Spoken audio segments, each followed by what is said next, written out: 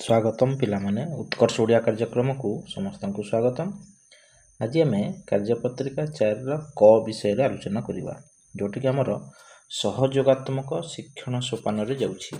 एथिरे हमकु किछि पढ़िकिना बंधनी भितर ठीक शब्दटा बाछिकिना लिखिबा। 1 नंबर देछि से जहाज रे बसी कोलकाता रे पहुँचिले। वाक्य रे डैश पदटी क्रियापद को पदटा क्रियापद सेटा हम चिन्हिबा सेटा हला बसी। वाक्य रे बसीटा हबो क्रियापद।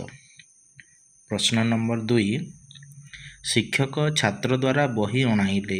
एठारे डैश कर्ता पद कर्ताटा कोटा हमको चिन्हिबा को पड़िबो एथिरे हबो शिक्षकटा ही कर्ता पद हबो।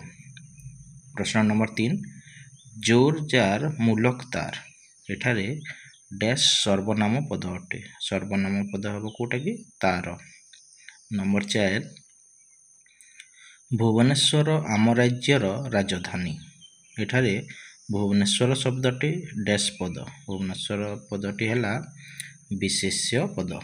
नंबर 5 से भारी भल पिला। एठारे भल शब्दटी डैश पद भल शब्दटा कौन भल शब्दटा हला विशेषण पद।